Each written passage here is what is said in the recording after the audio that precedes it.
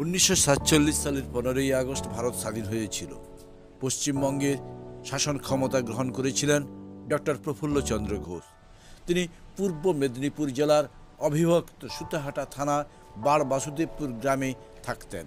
তার 130তম জন্মদিবস পালিত হলো ব্রজলাল চক হাইরোড মহাত্মা গান্ধী পাদদেশে। আপনারা দেখছেন হলদিয়া নিউজ।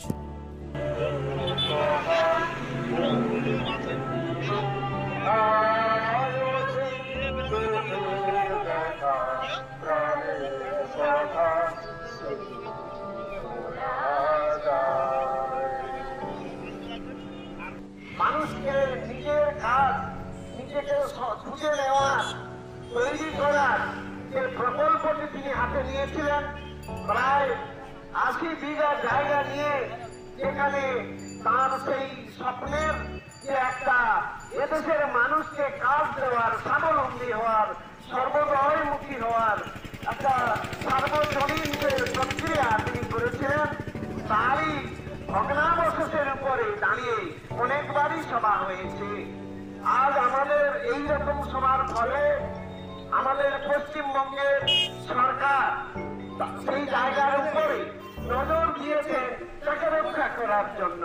আমাদের এটুকুই হচ্ছে ভাবনা। হলদিয়া বন্দর পত্রিকা প্রথম মুখ্যমন্ত্রী প্রফুল্ল ঘোষের জন্মদিন, 130তম জন্মদিন আমরা উদযাপন করছি। উপস্থিত আমাদের পণ্ডিতজন, তারা বিভিন্ন ভাবে আসেন, উপস্থিত হন, দেশের মানুষকে শ্রদ্ধা জানান। আজকে যার জন্মদিন উদযাপন করতে চলেছি, ডক্টর প্রফুল্ল ঘোষ, যিনি গান্ধী অনুরাগী ছিলেন। গান্ধীজির দেশপ্রেম আপনারা জানেন। ইংরেজের শাসনে ভারতবর্ষ যখন জর্জরিত, গান্ধীজি প্রায় 200 বছর পরাজিত থাকার পর ভারতবর্ষ পূর্ববঙ্গের মানুষ ছিলেন ডক্টর প্রফুল্ল ঘোষ। তিনি লোকভারতী বলে বারবাসুদেবপুরে একটা শিক্ষা কেন্দ্র করেছিলেন। এখানে আজ থেকে যারা ৭৭ বছর বয়স হয়ে গেছে, তারা ছাত্রছাত্রীরা পড়াশোনা করত। গান্ধীজির যে নীতি ছিল, তত্ত্ব নয়, বাণী নয়, হাতে কাজ করা, সেই আদর্শে অনুপ্রাণিত হয়ে ডক্টর ঘোষ প্রায় 80 বিঘার মতো জায়গা, সেখানে মৎস্য চাষ, কারুশিল্প অর্থাৎ কাঠের দরজা জানালা বা বিভিন্ন রকমের জিনিস তৈরি থেকে আরম্ভ করে শিক্ষার ব্যবস্থা করেছিলেন।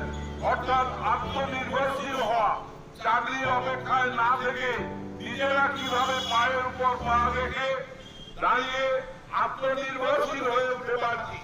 গান্ধীজির সেই শিক্ষায় শিক্ষিত তখনকার ডক্টর প্রফুল্ল ঘোষ, যাকে আমরা মুখ্যমন্ত্রী হিসাবে প্রথম পেয়েছি।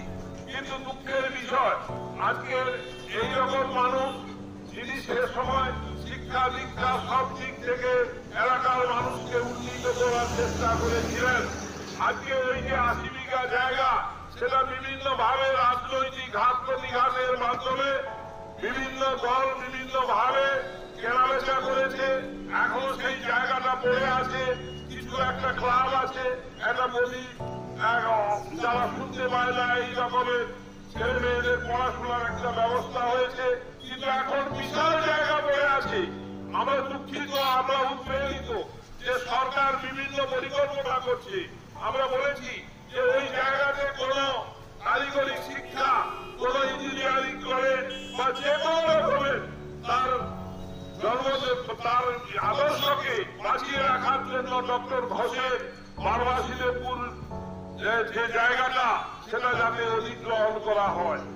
কমিটি মহান আদর্শ, শ্রেষ্ঠ মানুষের চিন্তা ভাবনাকে আমাদের প্রজন্মে ছড়িয়ে দেওয়ার জন্য প্রচেষ্টা গ্রহণ করেছেন। আজকে এই অনুষ্ঠানের অন্যতম মানুষ, কি বড় মানব চেতনা, কি বড় মানব প্রেম, কি আধুনিক রাষ্ট্র তৈরি করা, তার যে পরিকল্পনা, সেটা নিয়ে তিনি শুরু করেছিলেন। এখানে উপস্থিত আছেন, আমাদের নিশ্চিতভাবে জানতে হবে, কারণ সুতাহাটার মানুষকে বেশি করে জানতে হবে। তিনি সুতাহাটাকে কেন্দ্র করে এই রাষ্ট্রকে কিভাবে করতে চেয়েছিলেন তার সমস্ত কিছু সাধনা ক্ষেত্র কিন্তু এই কিশোর ভারতী। আমরা যেটা বাসে যেতে আসতে ঘোষের মোড় লোকভারতী, এই লোকভারতী তার স্বপ্ন, তার মনন, তার আবিষ্কার। তিনি একজন বিজ্ঞানী ছিলেন, তিনি একজন বিজ্ঞানী ছিলেন। আপনারা তো জেনেছেন অবিভক্ত বঙ্গপ্রদেশে তিনি আজকের আমরা বাংলাদেশে আজকের দিনে 24শে ডিসেম্বর 1891 তিনি জন্মগ্রহণ করেছেন। নিশ্চিতভাবে তিনি 19 শতকে জন্মগ্রহণ করেছেন।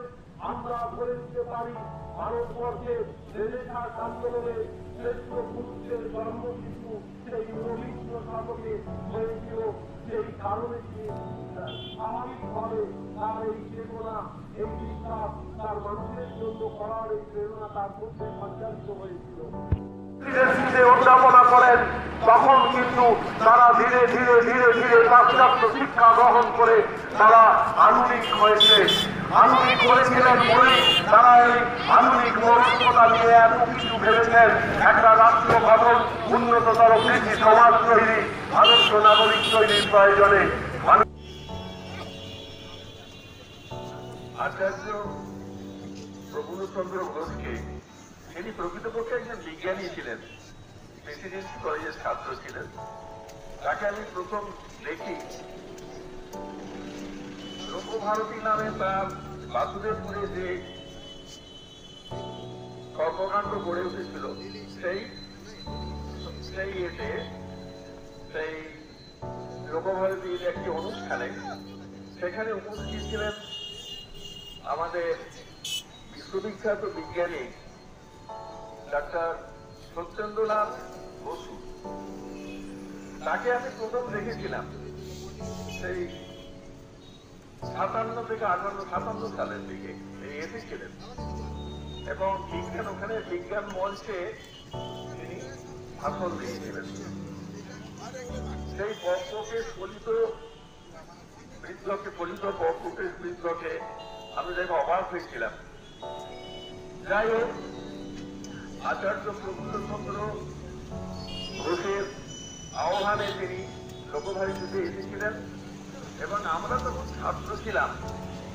আমি তখন ক্লাস 7-এ পড়ি। তখন শুনলাম যে এতে লোকভারতীতে একজন বিজ্ঞানী আসবেন। আমরা তখন ছাত্রকে অত্যন্ত কৌতূহলে তাকে দেখতে গিয়েছিলাম। সেই সময় প্রফুল্লচন্দ্র ঘোষ, ডাক্তার প্রফুল্লচন্দ্র ঘোষের সঙ্গে দেখা। প্রফুল্লচন্দ্র ঘোষকে আমরা প্রথম দেখি। প্রফুল্লচন্দ্র ঘোষ তার যে কর্মকাণ্ড, সমস্ত কর্মকাণ্ড গান্ধীবাদী, গান্ধী কেন্দ্রিক। তিনি মহাত্মা গান্ধী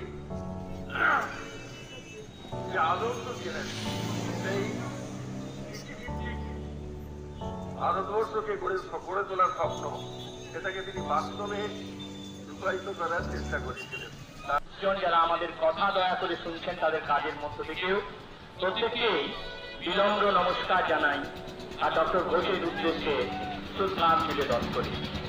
তার 130তম জন্মদিবস 1891 সালের এই দিনটিতে 24শে ডিসেম্বরে তিনি জন্মগ্রহণ করেছিলেন।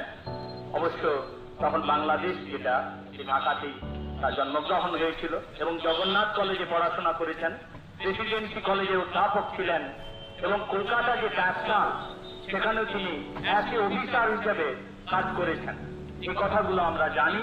বিগত কয়েক বছর ধরে বিভিন্ন জায়গায় তার জীবনী সম্পর্কে, তার কর্মকাণ্ড সম্পর্কে আমরা সাধারণ মানুষকে অবগত করানোর চেষ্টা চালিয়ে যাচ্ছি।